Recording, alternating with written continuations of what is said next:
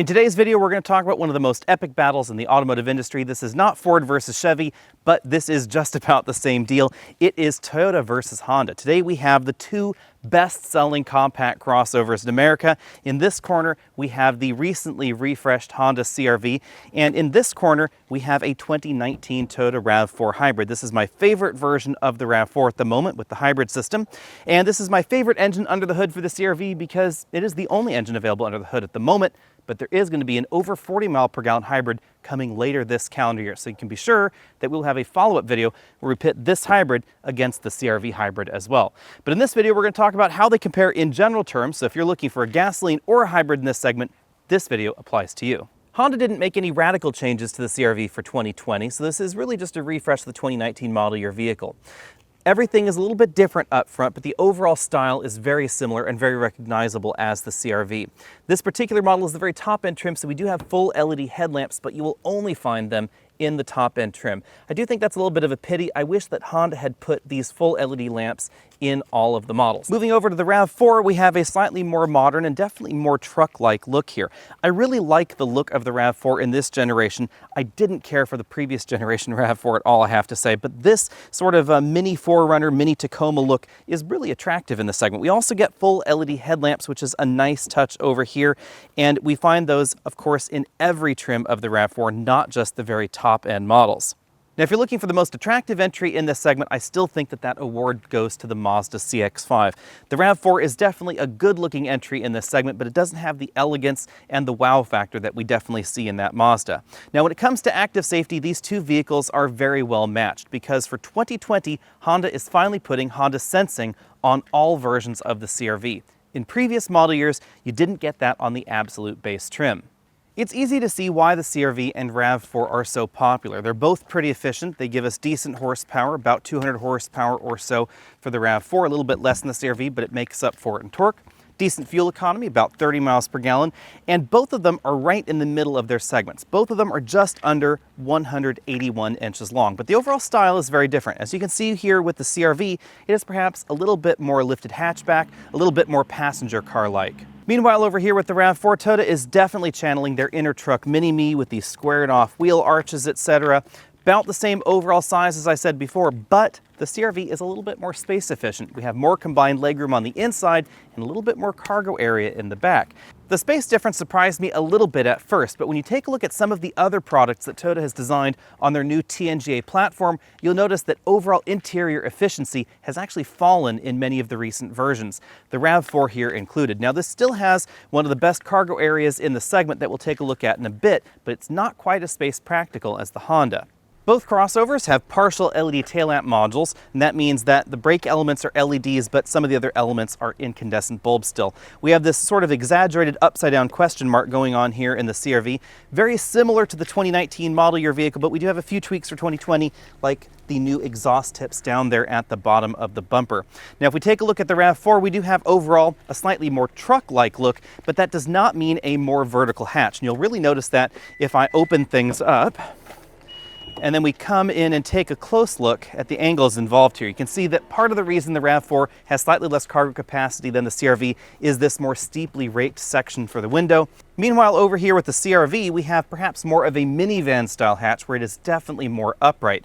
Now, the key thing to know here is that we don't find any more room for the large 24-inch roller bags in the CR-V, but you could fit 24-inch roller bags and some extra cargo in there that you could not fit over here in the Toyota RAV4. Under the hood, we find pretty different engine lineups. The RAV4 has just one engine. It's a 2.5-liter 4-cylinder naturally aspirated engine paired with a hybrid system or without a hybrid system. The base model is non-hybrid, of course, 203 horsepower, 184 pound-feet of torque. This model is the optional 219 horsepower hybrid system that has all-wheel drive standard. Now, if you get the base engine, then you get 29 miles per gallon combined or 30 miles per gallon combined when it comes to fuel economy. Identical numbers to what we find over here in the Honda CR-V. But this uses a 1.5-liter turbocharged engine, not a naturally aspirated engine, and the base engine is now gone for 2020, so it's just this 1.5-liter at the moment. This produces 190 horsepower and 179 pound-feet of torque, so a little bit less power, but pretty similar torque to that naturally aspirated engine that we find over there in the Toyota. And because of the turbocharger, it's going to produce all that torque at much lower RPMs. The CR-V uses a continuously variable automatic transmission. The Toyota uses an 8-speed automatic. So if you like a CVT, that's going to be this guy right here. If you want that traditional stepped automatic feel, you'll find that over there in the Toyota. Now, later this year, we are going to find a hybrid system under this hood. It's going to be a 2-liter 4-cylinder hybrid system mated to Honda's 2-motor drive system. It's essentially going to be an all-wheel drive version of the system that we find under the hood of the Honda Accord. You should expect this to get at least 40 miles per gallon, logically matching its head-to-head competitor right over here, the RAV4. If you want to know more about that upcoming Honda hybrid system, be sure and hit that subscribe button down there at the bottom of your screen because I'm already scheduled to drive that car. I can't talk too much about it, but we are starting to see a little bit of detail dribble out. Again, expect pretty equal horsepower, pretty equal torque, very similar performance, and at least 40 miles per gallon in the Honda. When it comes to front seat comfort, the CR-V wins over the RAV4. We have a 4-way adjustable lumbar support, which is a really nice feature in a mainstream vehicle. Now, it's worth noting that as we see in just about every one of the competition, the passenger seat does not have that 4-way adjustability.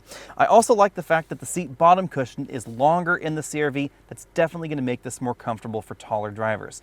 Now, on the flip side, if you're a shorter driver, then you may find the seats in the RAV4 to be a little bit more comfortable. We have a 2-position memory over there on the door. Remember that we are in the absolute top trim of the CR-V right here. We also have a tilt telescopic steering column with a slightly smaller range of motion than we find in the RAV4. Hopping into the back seat, you're going to notice two things right away. The first is we definitely have more real-world legroom in the CR-V versus the RAV4. The second thing you'll notice is how much wider this rear door opens than the one that we see in the RAV4 as well. That's going to make it a lot easier to get child seats, especially in and out of the vehicle. And child seats are definitely one of the big reasons that you might want to get the CR-V over the RAV4 because it's going to be a lot easier to fit a rear-facing child seat right here behind a 6-foot-tall driver. This front seat's adjusted for me at 6 feet tall. I could definitely fit a rear-facing child seat right there, and I couldn't do that safely in the RAV4.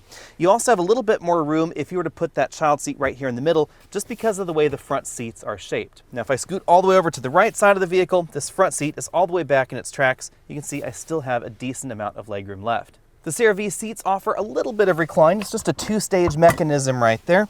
And in terms of overall materials quality back here in the rear, we do find slightly more premium materials than we find in the RAV4, but the difference is not enormous. This center seat belt for the rear seat middle position, it comes out of the ceiling. That's definitely not my preference. Not only does that cut down on the cargo practicality right there in the rear, but it also means that if you put a child seat there in the center and use that seat belt, it's going to be skewed a little bit off to one side. And in the RAV4, the seat belt comes right out here, the middle seat. The seat design inside the CR-V is a little bit more European, in my opinion, than we see in the RAV4. These are definitely slightly more comfortable seats. They're also a little bit narrower on the top and the shoulder area right there, which makes it a little bit easier to put those child seats into the rear. The overall style inside the CR-V is definitely different than what we see in the RAV4. We have this imitation wood trim on the doors and on the dashboard. I think it's done really well. This overall has the look of a slightly more expensive, slightly more luxurious vehicle until we get right here to the center of the dashboard where we find a smaller LCD than we find in the RAV4. And if you get the base CR-V, you don't get this display, you get an even smaller color LCD. We do have Apple CarPlay and Android Auto, but we don't have the new infotainment system that we see available in the Accord or the Honda Odyssey. Instead, this software is at least a generation behind in the Honda lineup. I really think that was a missed opportunity for Honda for 2020. I really wish that they had just replaced this with a new and larger screen. A 7-inch screen is definitely starting to look a little bit small in this segment. But below that, we find all the things you'd expect in a modern crossover. Dual zone automatic climate control is available. A pretty traditional console shifter there. Drive, sport, and low. Automatic brake hold. There's an econ button over here and a button to disable the auto start stop system. So if you're not a fan of auto start stop, you can turn it off here. But it is worth noting that we don't find that in the RAV4. Below that, we find a redesigned center console. This has been changed for 2020. So we have a Qi wireless charging mat here, 2 USB in ports, and then we have some big cup holders there. Under that, we find a storage compartment with a sliding divider that can move forward or backward. You can also lift it up and out of the way so you have access to that entire compartment, and then you can cover the items like that. Moving over to the driver's side, we find the familiar Honda steering wheel over here. We don't find a touch slider for the volume. Instead, that's a pretty regular toggle. Very easy to use controls there. It's a very comfortable steering wheel design also. You find the controls for the radar adaptive cruise control over here on the right. That is a standard feature in the CR-V, just like it is in the RAV4. But over here in the instrument cluster, we find a design that is perhaps a little bit less user intuitive than we see in the RAV4 or some of the other entries. There's a button right here that interacts with with that, and then you can use this toggle over here to interact with the menus. But for the rest of the time, this toggle acts as track forward, backward, and source up and down, so it is a little bit easy to get those two things confused. We do have a larger LCD right there behind the steering wheel in the CR-V, but the Honda does not use as much of that screen real estate as we see in some luxury or near luxury entries, but it is still a very nice, attractive touch. With over 200 horsepower under the hood of every RAV4 in America, you might be tempted to think that it's going to be the faster option out on the road, but you'd be wrong. The CR-V is just a hair faster, 7.3 seconds 0 to 60 in the model that we're driving right here. Our long-term hybrid, 7.5. We did have a recent opportunity to test the non-hybrid RAV4 that went 0 to 60 in 7.4. That surprised me a little bit because according to Toyota, the hybrid model is supposed to be a little bit faster, and in our testing, it is not. Now, why is the CR-V a little bit faster? Well, that's thanks to the CVT under the hood and, of course, the 1.5-liter turbocharged engine. Even though we get less horsepower out of this engine, we get a great deal of torque and a very advantageous horsepower and torque curve. CVTs also generally tend to be good for acceleration, even though this CVT is trying to imitate a stepped automatic at times. Now, if you don't like the way CVTs feel, you're probably not going to like this CVT. It is definitely better feeling out on the road than something like a Nissan CVT in the Nissan Rogue, but it's not quite as sharp as the 8-speed automatic that we find under the hood of the Toyota.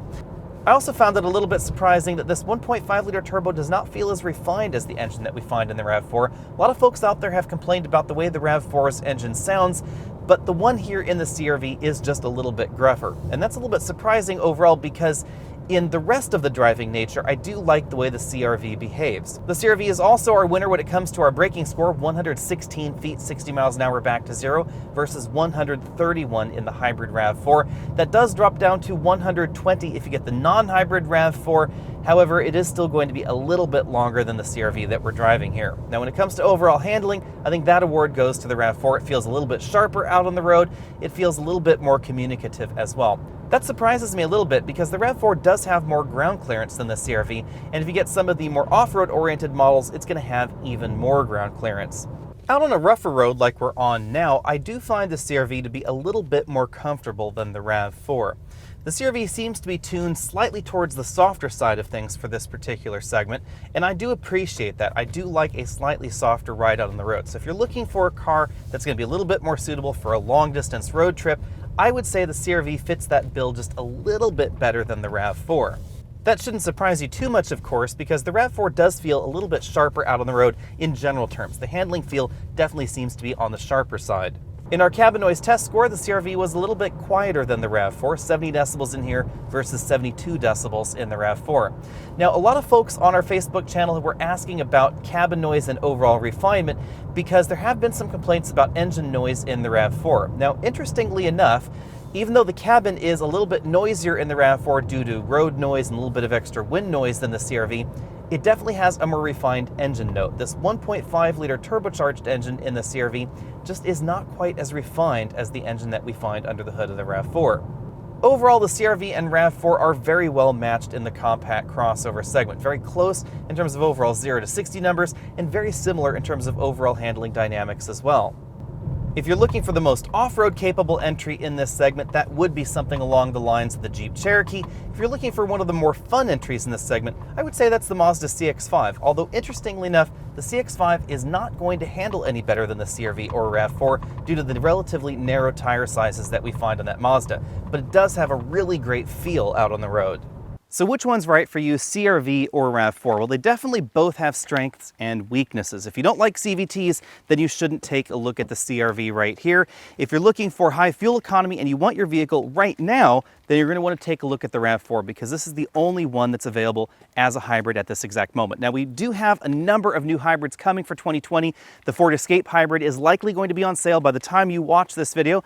The CR-V hybrid is coming very shortly thereafter, and we expect to see some new hybrids for the Hyundai Kia Motor Group as well. So if you're looking for 40 mpg in your compact crossover, you are all of a sudden going to have a ton of options for 2020. But at this exact moment, it's really just going to be the RAV4 right here. Now, if you're looking for handling prowess, I have to say I like the way the RAV4 handles out on the road a little bit better. If you're looking for the better infotainment system, you will find that over here in the RAV4. This touchscreen infotainment system certainly feels more modern than what we see in the CR-V. It also is a bigger screen, and that is important in this segment for a lot of folks.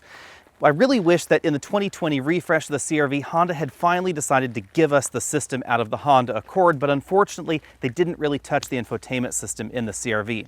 Now, when it comes to front seat comfort, CR-V is the clear winner there. Rear seat room, CR-V is the clear winner. Cargo area, CR-V is yet again the clear winner.